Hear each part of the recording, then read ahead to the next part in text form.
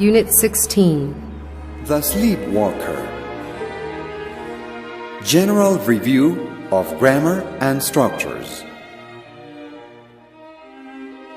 On my last visit to Arizona, I spent a few days at the house of an old school friend of mine, George. He lives on a ranch in the desert of southern Arizona near Tombstone.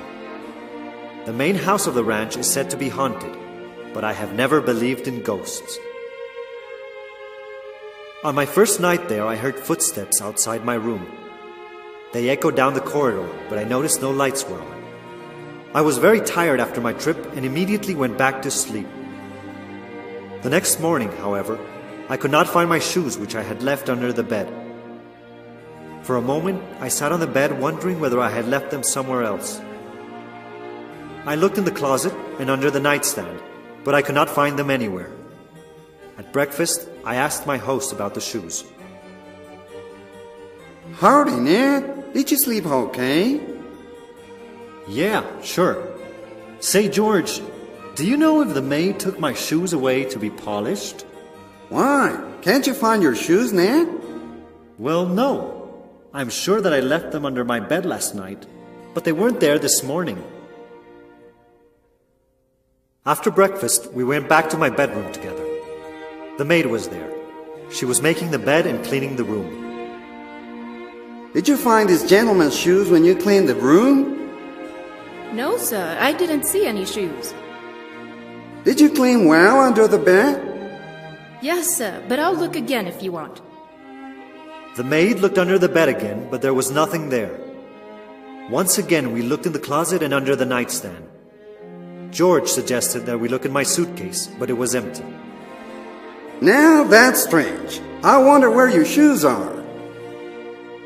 I do remember hearing footsteps outside my door during the night. Do you think they had anything to do with it?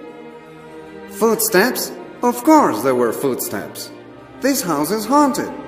You heard the footsteps of Doc Holliday or maybe of Bella the Kid. But still, I don't really think a ghost would want to steal your shoes. It wasn't a ghost.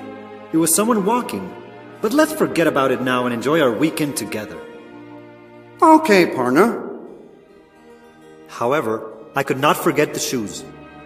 I did not care much about them, but I was puzzled by the incident. I looked suspiciously at people's feet, but did not see anyone wearing a pair of shoes like mine. That evening, before I went to bed, I took off my shoes and carefully placed them under the bed. Then I wrote on a piece of paper, "My shoes are under the bed." That night, I slept soundly. I was tired after a long day in the open air. I did not hear any strange noises during the night. When I woke up the next morning, I immediately looked under the bed for my shoes. They weren't there. They had disappeared. I looked at the piece of paper and it said clearly, "My shoes are under the bed." I thought that I must be going crazy. Who would want to steal my shoes? Someone must be playing a joke on me. Could it be George? But why would he do it? That morning, I went down to have breakfast wearing my slippers. I asked my host again about the shoes. "George, look at my feet. I've lost my second pair of shoes." What? But that's impossible, Ned. It's ridiculous. My shoes have never disappeared. Where did you leave them? I left them under the bed as usual. Listen, I told you this house is haunted. It must be the ghost. Nonsense. Someone's playing a joke on me. I can't believe that. Anyway, let me drive you into town and buy you another pair. You need some real cowboy boots anyway. You can't spend the whole day in your slippers. We went to town and George bought me a pair of beautiful Tony Lama's boots. That night, George came to sleep on a spare bed in my room. He said that he would stay awake to see if anyone tried to take my new boots. After a while, I fell asleep.